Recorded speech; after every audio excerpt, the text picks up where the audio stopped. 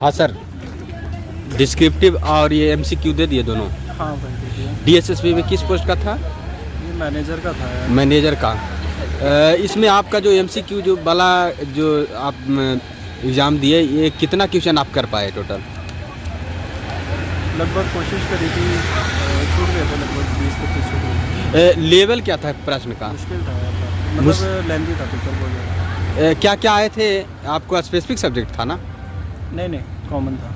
Common था। क्या क्या था इसमें सवाल? सवाल वही थे, जीएस के थे और रीजनिंग की, मैथ्स की, इंग्लिश की। अच्छा। और डिस्क्रिप्टिव वाले में खाली इंग्लिश था? एक ऐसे था, एक लेटर राइटिंग। बस। किस स्टोरी पे था ऐसे लेटर? ऐसे था आत्मनिर्भर भारत के ऊपर। अच्छा। तो आपका ये एमसीक्यू वाला में बताइए कि कितना क्वेश्चन आप टोटल कर पाए? अब वैसे तो याद नहीं, बस याद नहीं है ना? क्या क्या आए थे जीके में सवाल? याद नहीं यार। अच्छा, कोई बात नहीं।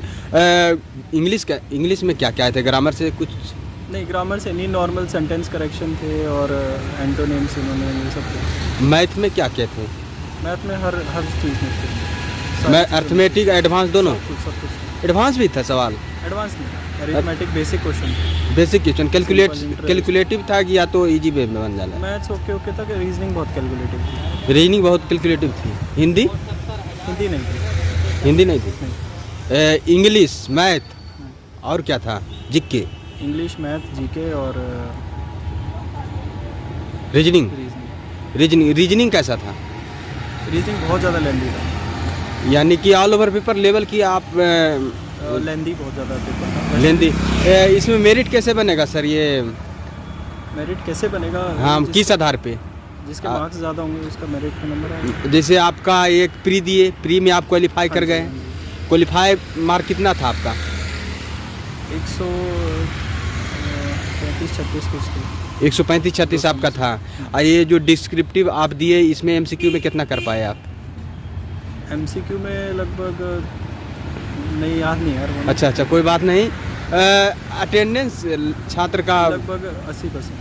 80% छात्र। अच्छा। शुभ नाम क्या है आपका? अंकित। बहुत बहुत शुभकामनाएं सर। चलिए और भी छात्र से जुड़ते हैं सर। पेपर करके आ रहे हैं ना? ये आपका जो ये एमसीक्यू वाले जो प्रश्न था, कैसा था लेवल इसका?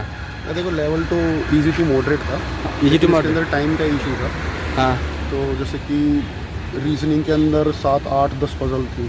पजल हाँ। और सिटिंग अरेंजमेंट मिला के, हाँ। तो वो भी 8 वेरिएबल्स के साथ, यानी कि स्क्वायर में बैठा दिया 8 लोग ऐसे करके।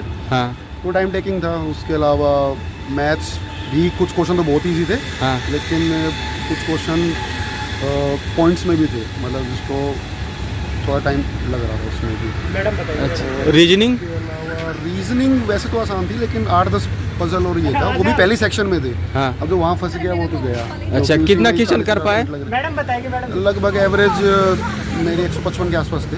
हाँ। तो मैंने आसपास की जिनसे पूछा, लगभग लोगों की इतने अटैम्प्ट है, 150 से 160 के बीच में अटैम्प्ट ज़्यादातर मिलेंगे। अच्छा। सर, पेपर कैसा था? पेपर अच्छा था। इसमें जो एमसीक्यू वाले जो प्रश्न आए, 1 मिनट रुक जाइए सर। इसमें कितना क्वेश्चन कर पाए? नहीं, करने वो तो जो हो गया हो गया। जीके का कैसा सवाल था? जीके का दिल्ली बेस था। सर, कैसा आ रहा है पेपर? पेपर तो अच्छा रहा, काफ़ी थोड़ा कैलकुलेटिव था पेपर। हाँ। और मैं जीके का पार्ट थोड़ा डिफ़िकल्ट था। हाँ। बाकी इंग्लिश इजी थी, मैथ भी करने लायक थी, कुछ क्वेश्चंस मैथ के कैलकुलेटिव थे। बाकी ओवरऑल पेपर लेंदी था, थोड़ा कैलकुलेटिव था, टाइम कंज्यूमिंग था पूरा। आपके पास बिल्कुल टाइम नहीं बचा एक्स्ट्रा करने के लिए। ऐसा था, है ना? जी। रॉ मार्क कितना था आपका? रॉ मार्क मेरा हाँ। प्री में मेरा 161 था रॉ मार्क। 161 पर क्वालिफाई किए हैं। इसमें जो आया जीके का सवाल, क्या क्या करंट अफेयर में क्या क्या आए थे?